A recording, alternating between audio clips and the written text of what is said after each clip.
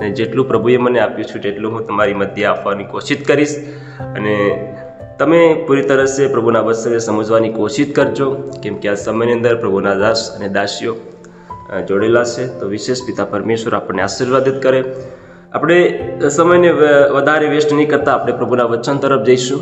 અને મારી સાથે તમારી પાસે બાઇબલ હોય તો બાઇબલ ખોલીને તમે બીજો ઇતિહાસનું પુસ્તક એનો 25મો અધ્યાય અને એની પહેલી કલમથી આપણે વાંચીશું.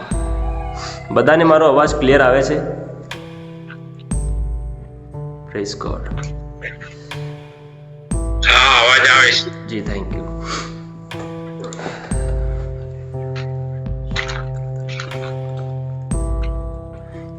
બીજો કાળ વૃત્તાંત 25મો અધ્યાયની બીજી કલમ, પહેલી કલમ. જી સર. અમસ્યા રાજા થયો ત્યારે તે 25 વર્ષનો હતો. તેણે યરુશલેમમાં 29 વર્ષ સુધી રાજ કર્યું. તેની માનું નામ યહોયાદાન હતું. તે યરુશલેમની હતી. તેણે યહોવાની દ્રષ્ટિમાં જે સારું હતું તે કર્યું, પણ ખરા અંતઃકરણથી નહીં.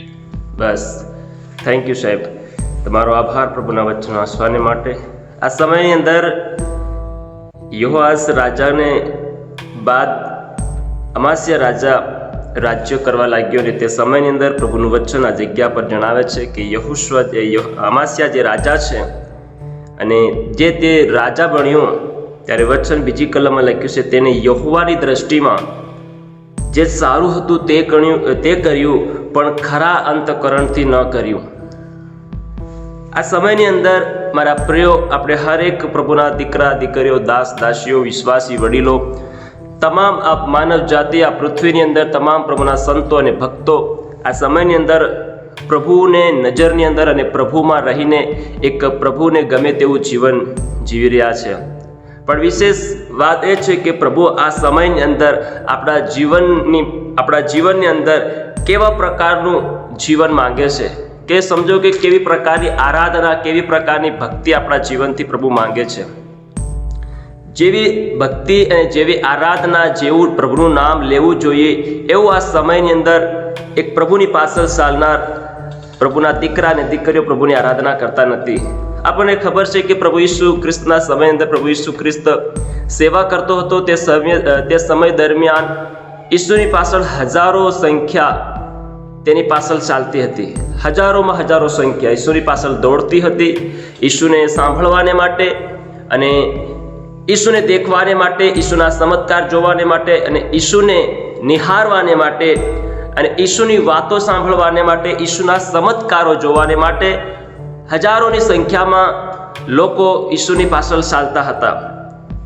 અને એમાંના ઉદ્ધાર પામ્યા, એમાંના જેટલા લોકોએ ઈસુ પર વિશ્વાસ કર્યો, એમાંના એટલા લોકોએ ઈસુની પાછળ ચાલ્યા. વચન કહે છે કે હજારો સંખ્યા તો ચાલતી હતી, પણ બધા તો ખરા અંતઃકરણથી પ્રભુને ભજનાર નહીં હતા. અને જે ભજનાર હતા ખરા અંતઃકરણથી, સાચા મનથી, તે બસ 120 લોકો હતા. આપણને ખબર છે કે પેન્તિકોસ્તના દિવસે 120 ઉપર પરમેશ્વરનો આત્મા ઉતર્યો. પ્રિયો, આ સમયની અંદર પૂરી માનવ જાતિની અંદર, પૂરી પૃથ્વીની અંદર હજારોની સંખ્યામાં પ્રભુની સેવા થઈ રહી છે. બહુ સારી વાત છે, પ્રભુના નામની મહિમા થાય, પ્રભુનું રાજ્ય બંધાય. પણ કહેવાનો મતલબ છે કે જેમ ઈસુ ખ્રિસ્તની પાછળ ચાલતા હતા, તે સમયની અંદર આજ પણ આપણા સમયની અંદર પણ ઘણા બધા પ્રભુના લોકો ઈસુની પાછળ ચાલી રહ્યા છે અને પ્રભુને ઠીક લાગે છે. અને વચન કહે છે કે તે યહોવાની દ્રષ્ટિમાં જે સારું હતું તે કર્યું, પણ ખરા અંતઃકરણથી નહીં કર્યું. પ્રભુ ઈસુ મસીહની પાછળ જ્યારે આપણે જીવન જીવીએ છીએ, આપણે પ્રાર્થના કરીએ છીએ, મીટિંગ ભરીએ છીએ, સંગતિ કરીએ છીએ, એક સાથે રહીએ છીએ, પ્રભુને સારું લાગે છે. પ્રભુની પાસે આપણે આવીએ છીએ, પ્રભુને સારું લાગે છે. પ્રાર્થના કરીએ છીએ, ઉપવાસ કરીએ છીએ, પ્રાર્થના કરાવીએ છીએ, દાન દશવાંશની સેવા કરીએ છીએ, બહુ સારું લાગે છે પ્રભુને કે આ આપણે જીવનની અંદર કરવું જરૂરી છે. પણ એક વાત છે કે આપણે તે ખરા અંતઃકરણથી કરતા નથી. ઘણી વખત આપણે જે કરીએ છીએ એ માણસને લાગે કે આ માણસ સારો છે, પણ આપણે બહારથી તેને દેખીએ છીએ કે એ સારો છે. એના મોઢાથી, એના બોલીથી, આપણે એના ચહેરાથી દેખીએ છીએ કે આ માણસ સારો છે, પણ આપણો દેવ જે છે એ બહારનું રૂપ દેખતો નથી. આપણો દેવ, આપણો પરમેશ્વર એ મનને જાંચનાર પરમેશ્વર છે. એ આપણા હૃદયને દેખનાર પરમેશ્વર છે. એ આપણા હૃદયની આરાધના, આપણા હૃદયની, આપણા મનની આરાધના, આપણા અંતઃકરણની આરાધના, આપણા અંતઃકરણની પ્રાર્થના એ આત્માને સચ્ચાઈથી આપણા જીવનથી માંગે છે. મારા પ્રિયો, આપણો દેવ બીજી કોઈ વાતનો ભૂખ્યો નથી. આપણો દેવ હાસી આરાધનાનો, સત્ય આરાધનાનો ભૂખ્યો છે. આ તમારો ને મારા દેવે કલવરીના ક્રુસ ઉપર જે જીવન આપ્યું એને આપણી પાસે કંઈ નહીં માંગ્યું, કંઈ નહીં ચાહ્યું કે મારો દીકરો મારા માટે કરે, પણ એટલું ચાહે છે કે આપણું જીવન જે પરમેશ્વરે એના પવિત્ર નિષ્કલંક લહુ દ્વારા ખરીદ્યું છે એ જ જીવન દ્વારા આપણે પ્રભુના નામની મહિમા કરી. કાલે પ્રભુના દાસનો બહુ સારો સંદેશો હતો પ્રભુના લોહી વિશે. તેઓએ આપણી સાથે વાત કરી અને પ્રભુએ તેઓના દ્વારા લોહી વિશે એક પ્રકાશન આપ્યું. એવી જ રીતે મારા પ્રિયો, ખરેખર ઈસુ મસીહે આપણા માટે જે જીવન આપ્યું છે, આપણને ખરીદ્યા છે આ સંસાર અને આ જગતમાંથી, અને આપણે પ્રભુની પાછળ ચાલી રહ્યા છે, બહુ સારી વાત છે. પણ આપણે તેની પાછળ ખરા અંતઃકરણથી તેની આરાધના કરવું જરૂરી છે. ખરા મનથી તેને ભજવું જરૂરી છે. કેમ કે વચન બી કહે છે કે જેઓ મને આત્મા તથા સત્યતાથી મારા પિતાનું ભજન કરે છે એવાઓને સ્વર્ગ પિતા આજે ઢૂંઢી રહ્યો છે. અને મારા પ્રિયો, ખરેખર આજ આ સમયની અંદર આપણે દેવની આરાધના કરીએ છીએ, દેવને પ્રાર્થના કરીએ છીએ, ત્યારે આપણે ખરા અંતઃકરણથી કરનાર બનીએ, ખરા મનથી, દિલથી પરમેશ્વરની મહિમા કરનાર બનીએ. હાલેલુયા. કેમ કે પ્રભુ એવી આરાધના અને એવું જીવન આપણાથી માંગે છે. માણસ બહારનું સ્વરૂપ દેખે છે, બહારનું જીવન દેખે છે, પણ આપણો દેવ બહારનું દેખતો નથી. આપણે કદાચ માણસને દેખીએ, ચાલો આ બહુ સારી આરાધના છે કે આ બહુ સારો પ્રચારક છે, આપણે એમ સમજીએ છીએ. એ માણસનું દેખવું છે આવું. માણસ બહાર તો દેખીને જજ કરે છે, પણ આપણો દેવ આપણા મનને દેખે છે, આપણા હૃદયને દેખે છે, અને આપણા મનને દેખીને તે જજ કરે છે કે આ મારે લાયક છે કે નથી, આ મારે યોગ્ય છે કે નથી, આના જીવનની અંદર મારે કામ કરવું છે કે નથી, આને મારે કેટલા સમય સુધી ટકાવવો છે કે નથી, આને મારે કેટલા સમય સુધી આગળ લઈ જવું છે, એ છે કે નથી, એ આપણો દેવ તપાસ કરે છે. મારા પ્રિયો, એ આપણો દેવ દેખે છે. મનોને તુલના કરનાર આપણો પરમેશ્વર છે. હાલેલુયા. એટલા માટે સંપૂર્ણપણે દેવને આધીન. હાલેલુયા. અમાસ્ય રાજ્ય જ્યાં સુધી પરમેશ્વરની હજુરીમાં રહીને એ પ્રભુને ઠીક લાગ્યું તે પ્રમાણે કામ કરતો રહ્યો. દેવે પણ તેને સાથ આપતો રહ્યો. દેવે તેના દ્વારા અદ્ભુત કામો કરતો રહ્યો, તેને જીત આપતો રહ્યો. યુદ્ધની અંદર પણ તેને સાથ આપ્યો. દેવે હરેક પ્રકારે વિજેત આપે, પણ એને ખરા અંતઃકરણથી પ્રભુને નહીં માન્યું, ખરા અંતઃકરણથી નહીં કર્યું. મારા પ્રિયો, એટલા માટે એ અમાસ્યા રાજાને પણ પડી જવું પડ્યું. એટલા માટે વચન કહે છે કે તે ખરા અંતઃકરણથી ન કરી શક્યો, તે સંપૂર્ણપણે દેવને આધીન ન હતો.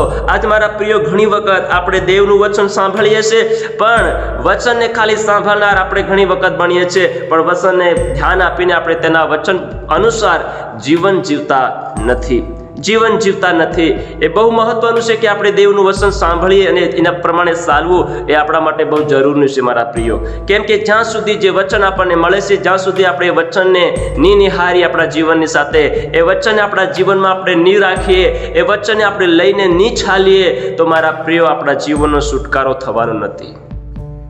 કેમ કે આ જીવનની અંદર તમને અને મને કોઈ છોડાવી શકે, તમારી ને મારી બીમારી કોઈ હટાવી શકે, તમારી ઉપર અને મારી ઉપરનો પીડીનો જો શ્રાપ તોડી શકે, તો એ પ્રભુ ઈસુનું વચન છે, એ દેવનું નામ છે, એ યેસુ નામ છે. કેમ કે યોહાન 1 કહે છે કે આદિ એ શબ્દ હતો, શબ્દ દેવને સંગાતે હતો ને શબ્દ ही દેવ છે. યાની કે પ્રભુ ઈસુ મસીહ ही વચન છે. જ્યારે આપણે વચન ઘોષણા કરીએ છીએ, જ્યારે વચનને આપણા હૃદયથી, આપણા મોહથી, વિશ્વાસ સાથે અંગીકાર કરીએ છીએ, આપણા જીવનના બંધનો તૂટી જાય છે, બીમારીઓ ભાગી જાય છે. તમારા જીવનની અંદર કેવા પ્રકારની સમસ્યાઓ, બીમારી કેમ ના હોગી, પણ જ્યારે તમે વિશ્વાસની સાથે એનો અંગીકાર કરો છો, વિશ્વાસની સાથે જ્યારે તમે વચનને બોલો છો, એ વચનથી તમારો છુટકારો તમને મળે છે. મારા પ્રિયો, ભલે આપણે પ્રાર્થના કરી દઈએ, પ્રાર્થના કરવી બહુ સારી વાત છે, પ્રાર્થના કરેલી આપણને છુટકારો મળેલો. ચાલો આજે આપણે પ્રાર્થના કરી, કાલ સુધી આપણને શાંતિ મળી જશે, 2 દિવસ પછી ફરી આપણને તકલીફ થવાની છે. કેમ કે એ આપણને કોઈક દ્વારા મળેલું છે. મારા પ્રિયો, જેમ ડોક્ટરની દવા આપણને અસર કરે ત્યાં સુધી એક માણસનું જીવન સહી સલામત રહે છે, એ બહુ દોડી શકે છે, કામકાજ કરી શકે છે. એમણે ઘણા લોકોને શરીર દુખાવો હોય, શરીરનો દુખાવો હોય તો તેને શરીરની જે ટેબ્લેટ હોય છે, જે ગોળી હોય છે તે પીવી પડે છે. અને જ્યારે તે ગોળી પીવે છે ત્યારે તેના શરીરમાં કોઈ દર્દ રહેતો નથી અને તે શાંતિ થઈ જાય છે. અને પછી એ પોતાનો કામ ધંધો કરી શકે છે, પોતાનો બિઝનેસ કરી શકે છે, પોતાના કામમાં તે હાથ બઢાવી શકે છે. પણ જ્યાં સુધી એનામાં એ ગોળીની તાકાત રહેશે, એનર્જી રહેશે, ત્યાં સુધી એ ભાઈ હોય કે બેન હોય તો એ કામ કરી શકશે. પછી એનામાં પાછું સિકનેસ આવશે, પાછી એ કમજોરી આવશે. મારા પ્રિયો, જ્યાં સુધી આપણે દેવનું વચન આપણા હૃદયમાં નહીં રાખીએ, આપણું દેવનું વચન આપણા મોહથી અંગીકાર કરનાર નહીં બનીએ, ત્યાં સુધી આપણો સંપૂર્ણપણે આપણા જીવનનો છુટકારો થતો નથી. વચનથી આપણો છુટકારો છે. યેસુએ પણ કીધું, જ્યારે શેતાન ઇબ્લીસ તેની આગળ આવીને તેને શું કરવા લાગ્યો? પરીક્ષા કરવા લાગ્યો. આપણને ખબર છે કે યેસુએ કીધું કે માણસ કેવળ રોટલીથી જીવિત રહેવાનું નથી, પણ દેવના મુખમાંથી નીકળનાર હર એક ઉચ્ચ વચન દ્વારા જે છુટકારો આપે છે એનાથી હર એક મનુષ્ય જાતિ હાલેલુયા જીવિત રહે છે. મારા પ્રિયો, ખરેખર વચન એ સામાન્ય નથી. આપણે ઘણી વખત એક વિશ્વાસી ભાઈ બહેનો વચન સાંભળે છે. હમણાં આપણે મીટ મીટિંગ હોય, રવિવારની સંગતિ, અન્ય કોઈ સંમેલન હોય, ખાલી પ્રાર્થના કરાવી દઈએ છીએ અને પછી આપણા જીવન ઉપર કોઈ ધ્યાન આપતા નથી. આપણા જીવન ઉપર કોઈ ધ્યાન નથી આપતા, વચન ઉપર કોઈ ધ્યાન નહીં આપીએ. આપણે ઘણી વખત પ્રભુના દાસો અદ્ભુત રીતે વચનો આપે છે અને આપણે એ વચનોને હલકામાં લઈએ છીએ, સામાન્ય સમજીએ છીએ. વચનમાં કોઈ સામર્થ નથી સમજતા. કેમ કે મારા પ્રિયો, વચનથી તમારો અને મારા જીવનનો છુટકારો છે. આજ તમે અને હું આ જગ્યા પર છે તો કેવી રીતે? એ પ્રભુના વચન દ્વારા. હાલેલુયા. આ જે વચન દ્વારા તમે અને હું છોડાવવામાં આવ્યા છે, આ એ વચન દ્વારા તમારા અને મારા જીવનનો, તમારા અને મારા પરિવારનો છુટકારો થયો છે. આ વચનો આપણા હૃદયની સાથે, આપણા અંતકરણની સાથે લગાડીને ચાલનારા બનીએ. હાલેલુયા. જ્યાં જ્યાં જઈએ, હવે આપણે છુટકારો પામનારા નહીં બનીએ, પણ આપણે જ્યારે વચન લઈને ચાલીશું, આપણે વચન હિસાબે જીવન જીવીશું, ત્યારે આપણી દ્વારા બીજા લોકો છુટકારો પામશે, આપણી દ્વારા બીજા લોકોના જીવનનો કામ થશે. આપણે જ્યાં જઈશું, જે ઘરમાં જઈશું, જે જગ્યા પર જઈશું, એ જગ્યા આપણી દ્વારા બ્લેસ થશે, એ આપણી દ્વારા એ જગ્યા આશીર્વાદિત થશે. મારા પ્રિયો, આ છે દેવના વચનમાં તાકાત છે, આ છે દેવના વચનમાં સામર્થ છે. મારા પ્રિયો, હાલેલુયા. કેમ કે આ સામર્થ ખરા અંતકરણથી ભજનાર, ખરા મનથી પ્રભુની પાછળ ચાલનાર, હાચા મનથી, પૂરી આધીનતાથી, પૂરી સંપૂર્ણપણે જીવન દેવને અર્પણ કરીને, સમર્પિત થઈને જીવન જીવનાર લોકોના જીવનની અંદર આ સામર્થ્ય કામ કરે છે. મારા પ્રિયો, એવું નહીં કે ખાલી પ્રાર્થના કરાવી જરૂર છે. મારું કહેવાનો મતલબ એ નથી કે પ્રાર્થના નથી કરાવી. પ્રાર્થના કરાવી જરૂરી છે આપણા જીવનની અંદર, પણ વિશેષ બાબત એ છે કે આપણે દેવનું વચન લઈને ચાલવાનું છે. વિશેષ બાબત એ છે કે આપણે દેવની પાછળ ખરા અંતકરણથી, પૂરી આધીનતાની સાથે પ્રભુની સાથે રહેવાનું છે. મારા પ્રિયો, તો જ દેવ આપણા જીવનની અંદર સફળતા આપશે, તો જ આપણે જીવનની અંદર વૃદ્ધિ પામીશું, તો જ આપણા જીવનની અંદર આપણે આશીર્વાદ પામીશું. કેમ કે અત્યારે આશીર્વાદની વાત કરીએ તો મંડળીની અંદર હોય, કોઈ પણ જગ્યાની અંદર હર કોઈ વ્યક્તિ કહે છે, હું આશીર્વાદ થવા માંગુ છું, હું શાંતિ પામવા ચાહું છું, હું બીમારીથી આઝાદ થવા માંગુ છું. પણ જ્યારે એ વચનનો સમય આવે છે ત્યારે કોઈ પણ એના માટે હા નથી કરતા. કોઈ બી એમ નથી કહેતું, હું આ વચન મુજબ મારું જીવન ચલાવવા ચાહું છું, હું આ વચનને અનુસાર મારા જીવનને ચલાવવા ચાહું છું, હું આ વચનને અનુસાર પ્રભુની પાછળ દોડવા માંગુ છું, આ વચનને અનુસાર હું પ્રભુની સેવા કરવા માંગુ છું, એમ કોઈ પણ નથી કહેતા. હાલેલુયા. હજારોની સંખ્યામાં ઈસુની પાછળ ચાલતેલા. ઈસુએ કેવી અદ્ભુત વાતો તેઓની કીધી, છતાંય પણ કોઈના મનમાં કોઈ ફરક નહીં પડ્યો.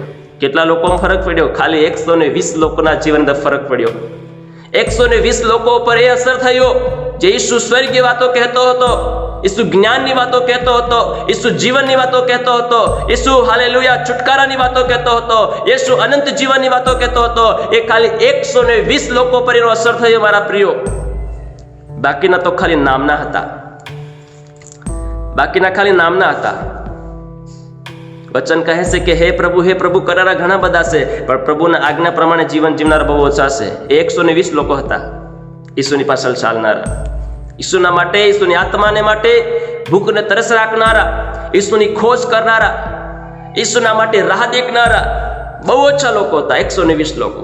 મારા પ્રિયો, હજારોની સંખ્યાને સમાન ચાલનાર માણસોને સમાન આપણું જીવન નહીં બનાવીએ. આપણે ઉસ માણસોને જેવું જીવન બનાવીએ જે 120 લોકો દેવને માટે પરિશ્રમ કરતા હતા, ખરા અંતકરણથી ઉસ ખુદાની આત્માને રાહ દેખતા હતા, રૂહે પાકની આત્માની રાહ દેખતા હતા. મારા પ્રિયો, એવા વિશ્વાસી, એવા પ્રભુના દીકરા અને દીકરીઓ આપણે બનીએ, તાકી આપણી દ્વારા જે પિત્તર વચન કહે છે, ડરપોકમાં ડરપોક હોવા છતાં જ્યારે દેવનો સામર્થ પામે છે, દેવનો પવિત્ર આત્મા પામે છે, ત્યારે કહે છે હજારોની સંખ્યામાં ઊભો થઈને જ્યારે એક ઝાટકામાં પ્રચાર કરે છે ને 3000ની સંખ્યામાં વિશ્વાસી લોકોનો ઉદ્ધાર કરી નાખે છે.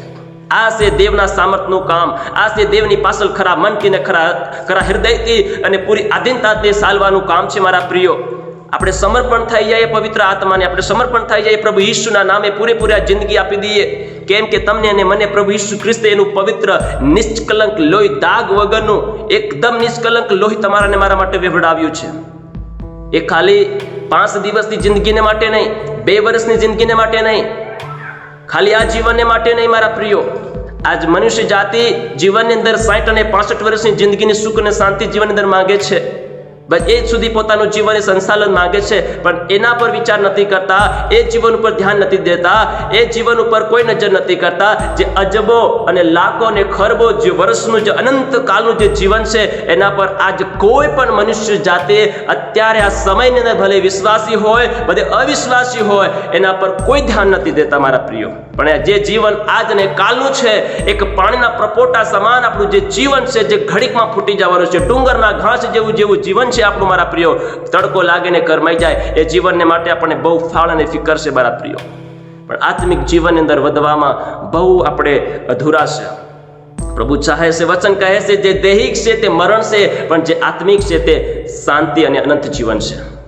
આજ માણસો દૈહિક જીવન જીવવા માંગે છે, આજ માણસો દૈહિકતાનો આશીર્વાદ ચાહે છે જીવનની અંદર, પણ આત્મિકતાના આશીર્વાદ માટે કોઈ મોં ઉઘાડતું નથી. આત્મિક જીવનની અંદર વૃદ્ધિ પામવા માટે કોઈ મોં ઉઘાડતું નથી. આજે આપણે પ્રાર્થના બી કરાવીએ, યસ, હું આત્મિક જીવનની અંદર પણ આગળ વધવા માંગુ છું, વચનની અંદર આગળ વધવા માંગુ છું, હું પ્રભુની આરાધનામાં, પવિત્રતામાં, સત્યતાથી હું પ્રભુની આરાધના કરવા માંગુ છું. એવા માટે તો આપણે પ્રાર્થના નહીં કરાવીએ. જે મેઇન બાબત છે આપણે પડતી મૂકીએ છીએ, જેની ખાસ જરૂર છે, જે આપણને અનંત જીવન સુધી ટકાડી શકે છે, એ બાબતોને ખાસ આપણે પડતી મૂકીએ છીએ. હાલેલુયા. કેમ કે જે બાબતો આપણને સ્વર્ગમાં લઈ જાય છે, એના માટે આપણે મહેનત કરીએ. આપણું આત્મિક જીવન કમજોર હોય તો તેને મજબૂત બનાવીએ.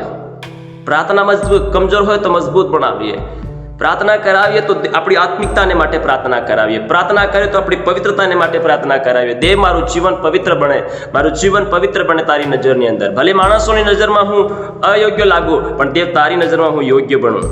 કેમ કે આપણો બોલાવનાર પવિત્ર છે. મારા પ્રિય, પિત્તરના પત્રમાં લખેલું છે કે આપણો બોલાવનાર જેવો પવિત્ર છે, આપણો તેડનાર જેવો પવિત્ર છે, તેવા આપણે પણ પવિત્ર થઈએ. હાલેલુયા. કેમ કે આપણો દેવ પવિત્રતા ચાહે છે, શુદ્ધતા ચાહે છે, આપણા મનની પવિત્રતા ચાહે છે, આપણા મન શુદ્ધ તે એ આરાધના માંગે છે, પ્રાર્થના માંગે છે. મારા પ્રિયો, ઘણી વખત એક વિશ્વાસી માણસ શું કરે છે, પ્રાર્થના સેવકની પાસે કરાવી દેશે ને ખુદ પ્રાર્થના નહીં કરે. પ્રાર્થના કરાવી દે પણ ખુદ પ્રાર્થના નહીં કરે.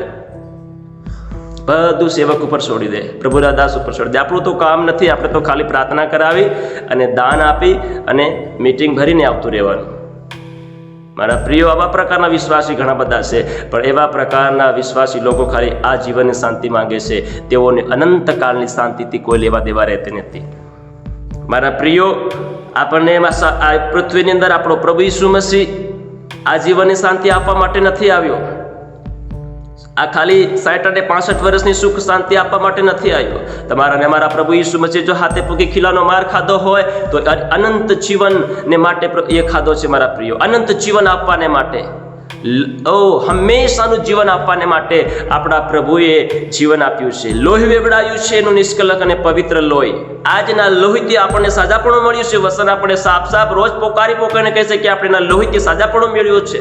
એના ફટકા ખાવાથી આપણે હાજા થયા છે. મારા પ્રિયો, જ્યારથી એ આપણા માટે એક ફટકા ખાધા ત્યારથી આપણો છુટકારો થઈ ચૂક્યો છે, પણ આપણું કામ છે રિસીવ કરવાનું, વિશ્વાસની સાથે એને મેળવવાનું.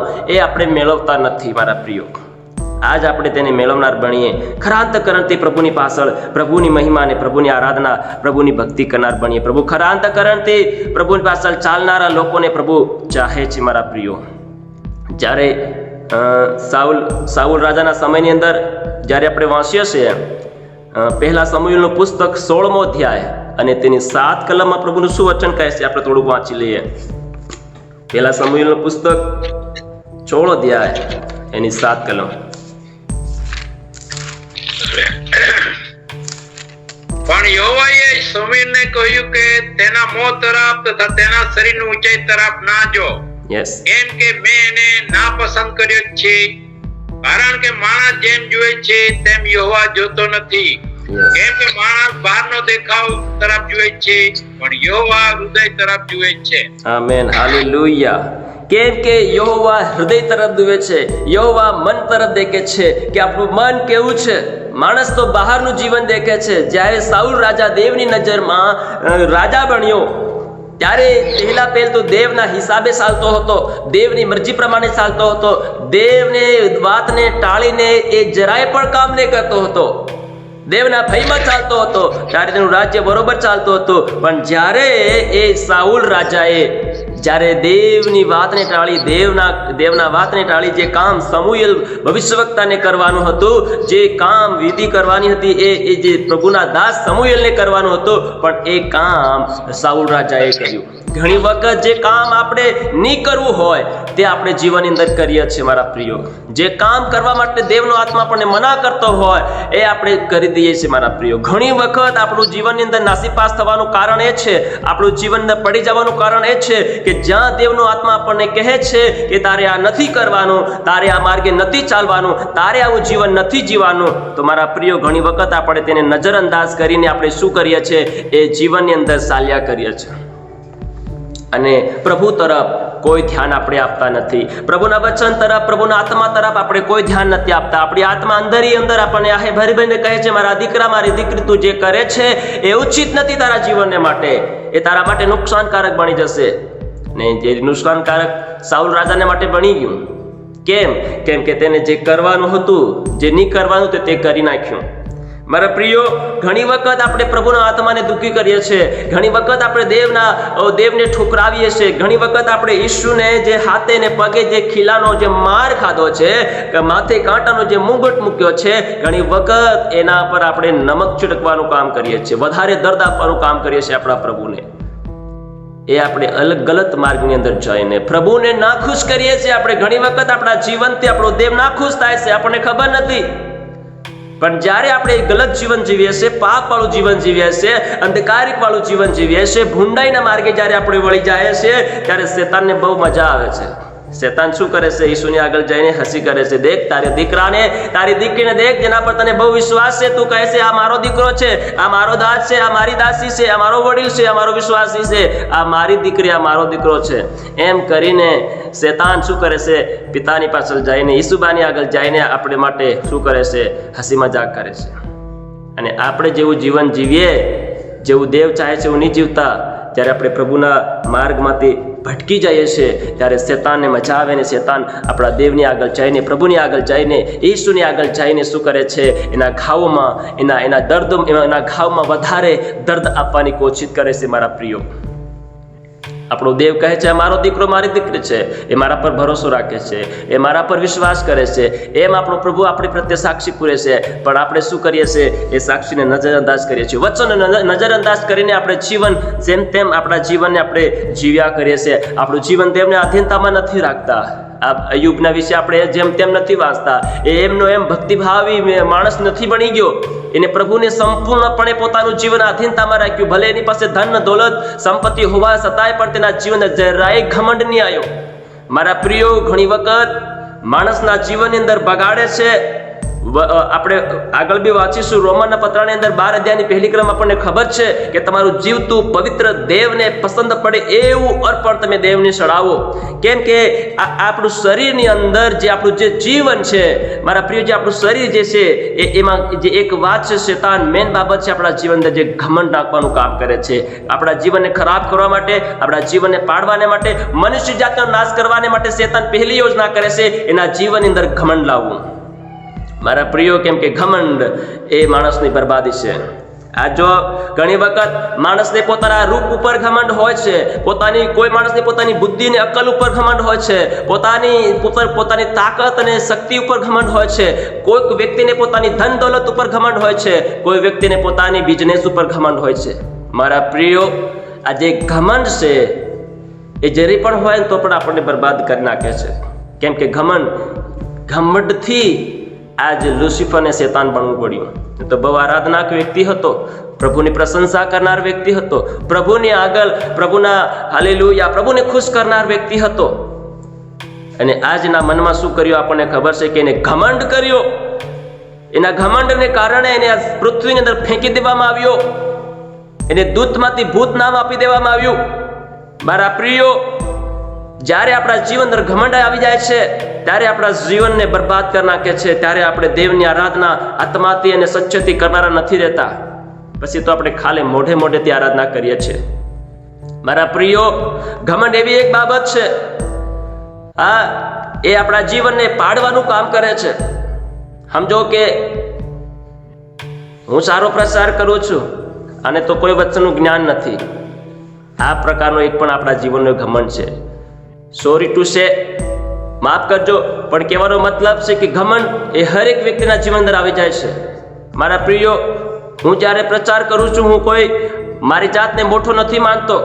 આ જગ્યાની અંદર બિશપો છે, પ્રેરિતો છે, પિતાને સમાન, આત્મિક પિતાઓને સમાન તમે છો બધા. પણ મારા વાલા ભાઈઓ અને બહેનો, હું એક તિમોથીને સમાન, તીતસને સમાન, સ્ટીફનને સમાન પ્રભુની સેવા કરું છું. મારા પ્રિયો, ખરેખર જીવનની અંદર જો ઘમંડ આવી જાય છે તો એ આપણા જીવનને બરબાદ કરી નાખે છે. અને આ ઘમંડ એવી બાબત છે, એ આપણી સેવાને પણ ચકનાચૂર કરી શકે છે. એટલા માટે શેતાન પહેલા જીવનની અંદર માણસને શું આપે છે? ઘમંડમાં પાડીને એના જીવન અંદર બરબાદી લાવવાનું કામ કરે છે. એટલા માટે આપણે દેવને પૂરેપૂરા આધીનતામાં ચાલનારા વ્યક્તિઓ બનીએ. સમુએલ માણસ વ્યક્તિ બહારથી દેખનારું છે, પણ આપણો દેવ આપણા હૃદયને દેખે છે, આપણા મનને દેખે છે. એટલા માટે 13 અધ્યાયની 14 કલમ સાથે સાથે વાંચી લે સાહેબ. 1 સમુએલ 13 અધ્યાયની 14 કલમ. પણ તમે પ્રભુ ઈસુ ખ્રિસ્તને પહેરી લો અને દેહને માટે એટલે તેની દુષ્ટ વાસનાઓને અર્થે ચિંતા ના કરો. 1 સમુએલ 13 અધ્યાય 14. અચ્છા, જે હું વાંચેલું છું. પણ હવે તારું રાજ્ય કાયમ રહેશે નહીં. યહોવાએ પોતાને મનગમતો એક માણસ શોધી કાઢ્યો છે ને યહોવાએ પોતાના લોક પર સરદાર તરીકે તેને નિમણૂક કરી છે, કેમ કે યહોવાએ તને જે આજ્ઞા આપી તે પાળી નથી. હાલેલુયા. આ સાઉલ વિશે વાત લખેલી છે. જે આજ્ઞા જે દેવે સાઉલને આપી, કહે છે કે તે એને પાળી નથી. એના કારણે એનું જે રાજ્ય હતું, એનો જે અધિકાર હતો, એ બીજા કોઈકને આલી દેવામાં આવ્યો. અને એનું નામ છે દાઉદ. આપણને ખબર છે, બહુ સારી પેટે આપણને ખબર છે કે જ્યારે આપણે પ્રભુની આજ્ઞા નથી પાળતા, વચન નથી પાળતા, પ્રભુને આધીન નથી રહેતા, પ્રભુને ખરા અંતઃકરણથી તેની આરાધના નથી કરતા. માણસની નજરમાં તો સાઉલે 40 વર્ષ રાજ્ય કર્યું. 40 વર્ષ રાજ્ય કર્યું સાઉલ રાજાએ, પણ દેવની નજરમાં ખાલી 3 વર્ષ એને રાજ્ય કર્યું. મારા પ્રિયો, કહેવાનો મતલબ છે કે માણસની નજરમાં ભલે આપણે છે, પણ દેવની નજરમાં શું આપણે છે કે નથી? હું પ્રભુનો દીકરો દીકરી છે કે નથી? માણસોને આપણે દેખાય છે કે યસ આ પ્રભુનો દાસ છે. મને પણ ઘણા દેખતા યસ આ પ્રભુનો દાસ છે, પ્રભુની દાસી છે, વડીલ છે. પણ શું આપણે વિચાર કરીએ, શું આપણે દેવની નજરમાં પણ એવા જ છે કે જેવા માણસોની નજરની અંદર છે? આજ ઘણી વખત આપણે શું કરીએ છીએ? દેવની આજ્ઞા નહીં પાળવાને કારણે આપણા જીવનની સાથે, જેમ કહે છે કે માણસ પોતે ખાડો ખોદે છે પણ એમાં પોતે પડી જાય છે. વચન નીતિ વચન પણ કહે છે, જે खुद के लिए, जो दूसरे के लिए खड्डा खोदता है उसी में वो गिरता है. मेरे प्रियो, જ્યારે આપણે બીજાને માટે ખાડો ખોદીએ છીએ પણ ખુદ એમાં પડવું પડે છે ને, જે સાઉલ રાજાના જીવનની અંદર પણ આવું થયું. અને દેવે એના મનગમતો એક માણસ યાની કે દાઉદને પસંદ કર્યો, જે ખરા અંતઃકરણથી દેવની આરાધના કરનાર વ્યક્તિ હતો, ખરા મનથી પ્રભુને ભજનાર વ્યક્તિ હતો. મારા પ્રિયો, આજ પણ આપણે દેવને ભજનારા બનીએ તો ખરા મન અને ખરા અંતઃકરણથી પ્રભુની આરાધના કરનારા બનીએ. હાલેલુયા. કેમ કે પ્રભુનું વચન આપણે ઘણી વખત મારા પ્રિયો ટાળી દઈએ છીએ, પ્રભુનું વચનને આપણે ભૂલી જઈએ છીએ. ઘણી વખત આપણે દેવના વચનને વિરુદ્ધ જઈએ છીએ, ઘણી વખત આપણે દેવના કરારને, દેવના વચનને ભૂલી જઈએ છીએ. આજ જે ભૂલી જાય છે એ જ પાપમાં પડી જાય છે, જે ભૂલી જાય છે એ જીવનની અંદર હાલેલુયા પડી જાય છે મારા પ્રિયો. એટલા માટે ગીત શાસ્ત્રની અંદર 78 અધ્યાયની અંદર અને 37 કલમમાં કહે છે કેમ કે તેઓના હૃદય તેની આગળ શુદ્ધ ન હતા અને તેઓ તેના કરાર બાબત દ્રઢ રહ્યા નથી. આપણે ઘણી વખત પ્રભુના વચનની અંદર આપણા હૃદયની સાથે તેની આગળ સિદ્ધ નહીં બનીએ, ઘણી વખત સિદ્ધ ના રહીએ, આધીન ના રહીએ, ત્યારે મારા પ્રિયો આપણા જીવનને ઘણી વખત પડવાનો સમય આવે છે, ઘણી વખત દુઃખનો સામનો કરવો પડે છે આપણને. હાલેલુયા. પણ આપણે જો ખરા અંતઃકરણથી પ્રભુને માન આપનારા બનીએ, ખરા અંતઃકરણથી પ્રભુની પાછળ ચાલનારા બનીએ, તો આપણે આ સમયની અંદર આવી રીતે ફસાવાનો વારો ના આવે મારા પ્રિયો. કેમ કે દાઉદ એક સારો વ્યક્તિ હતો, દાઉદ એક સારી આરાધના કરનાર વ્યક્તિ હતો. એ 16 અધ્યાયની અંદર 12 કલમની અંદર કહે છે, સમુએલ 16:12 ની અંદર કહે છે કે તેણે માણસને મોકલીને તેને તેડાવી મંગાવ્યો. હવે તે છોકરો લાલચોળ તથા સુંદર ચહેરાનો તથા દેખાવામાં ફૂટડો હતો. યહોવાએ કહ્યું કે ઉઠીને એના અભિષેક કર, કેમ કે એ જ તે છે. માણસ જ્યારે બહારથી દેખે છે, પણ દેવે દાઉદના વિશે કહે છે કે તે કેવો સુંદર હતો, સુંદર ચહેરાનો, યાની કે તેની પાસે પવિત્રતા હતી. તે દેવની નજરમાં અંદર ને બહાર એકદમ પવિત્ર અને સીધો માણસ હતો મારા પ્રિયો. અને દેવની આરાધના કરનાર, એટલા માટે પ્રભુએ કીધું કે આ માણસ મારા મનગમતો માણસ છે. એટલા માટે મારા પ્રિયો ઘણી વખત અને વચન એ પણ કહે છે કે જે મન આપણું હોય છે એ સૌથી કપટી હોય છે, સૌથી વધારે ને વધારે ધોકો આપનાર, વધારે ને વધારે આપણને નુકસાન પાડનાર એ આપણું મન છે. એટલા માટે વચન કહે છે જે પોતાના મનને કાબુમાં રાખે છે એ તેલને અને જેમ શાકમાંથી જે સુગંધ ઉઠે છે એને રોકી રાખનાર જેવો બની જાય છે. હાલેલુયા. એવી રીતે નીતિવચન કહે છે 4:23 ની અંદર કે દેવ આપણા મનોની તુલના કરે છે. વાંચીએ નીતિવચન 4:23 ની અંદર પ્રભુનું વચન કહે છે કે દેવ આપણા મનોની તુલના કરે છે.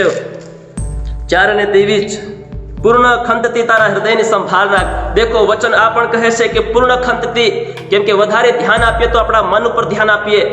આજ વ્યક્તિ મનુષ્ય જીવનની અંદર કોના પર ધ્યાન આપે છે? પોતાના બિઝનેસ ઉપર ધ્યાન આપે છે, પોતાના ધંધા ઉપર. યસ, નથી આપવું એમ નહીં, આપવું જરૂરી છે, પણ વિશેષ બાબત કહે છે વચન કે પૂર્ણ ખંતથી તારા હૃદયની સંભાળ રાખ, તારા મનની સંભાળ રાખ. મારા પ્રિયો, મારી બીલી ભાષામાં એક ભજન છે કે આત્મામાં ભક્તિ કરજો, ઈસુ આત્માને લેવા આવે. આત્મામાં આરાધના કરજો, ઈસુ આત્માને લેવા આવે. મારા પ્રિયો, જે શારીરિક જીવન છે આપણું 60 અને 65 વર્ષનું જીવન છે, ઈસુ આ જીવનને લેવા આવવાનો નથી. ઈસુ આપણા આત્મિક જીવનને આપણે આત્માને લેવા આવવાનો છે. અને એટલા માટે વચન કહે છે પૂર્ણ ખંતથી આપણે આપણા હૃદયની સંભાળ રાખીએ, આપણે આપણા મનની સંભાળ રાખીએ, આપણે આપણા જીવનની સંભાળ રાખીએ. હાલેલુયા. કેમ કે માણસ અત્યારે કોની સંભાળ રાખે છે? પોતાના પૈસાની, પોતાની ધન સંપત્તિની, પોતાના સોના ચાંદીની સંભાળ રાખે છે, પોતાના પૈસાની સંભાળ રાખે છે.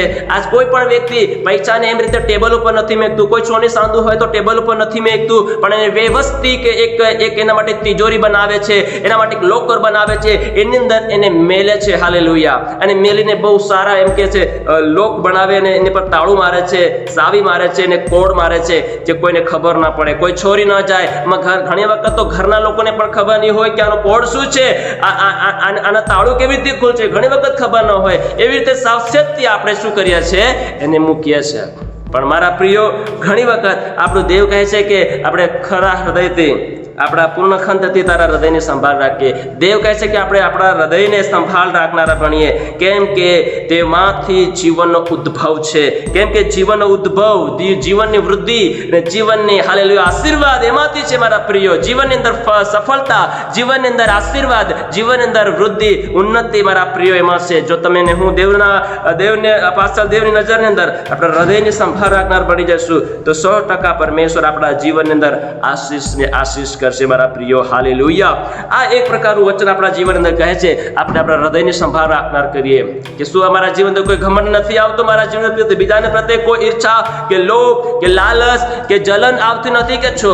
જો એવી બાબત આવતી હોય તો સમજો કે આપણું મનનું સંભાળ રાખવામાં કોઈ કમી પડી રહી છે મારા પ્રિયો. જો કમી પડી રહી હોય તો ઘૂંટણો પર આવીએ દેવની પાસે અને પ્રાર્થના કરીએ દેવની આગળ ખરા અંતઃકરણથી તેને ભજવાને માટે, ખરા અંતઃકરણથી પોતાના મનને કાબુમાં રાખવાને માટે. હાલેલુયા.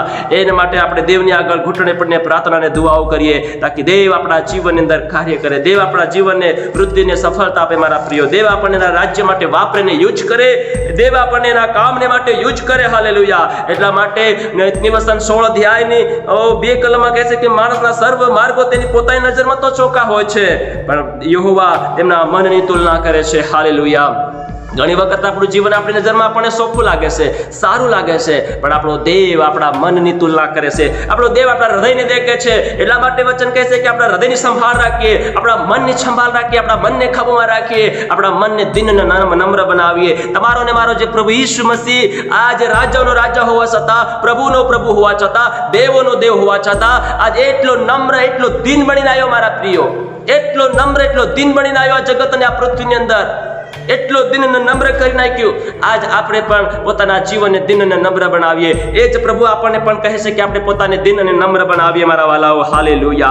એ જ પ્રભુ કહે છે આપણે પોતાના હાલેલુયા આપણા મનને, આપણા હૃદયની સંભાળ રાખનાર બનીએ. એટલા માટે પાઉલ પ્રેરિત રોમનના પત્ર 12 અધ્યાયની 1 કલમ આપણે વાંચીએ છીએ, એમાં કહે છે કે તારા શરીરનું જીવતું પવિત્ર નિષ્કલંક દેવને પસંદ પડે એવું તમારું અર્પણ તમે દેવને કરો.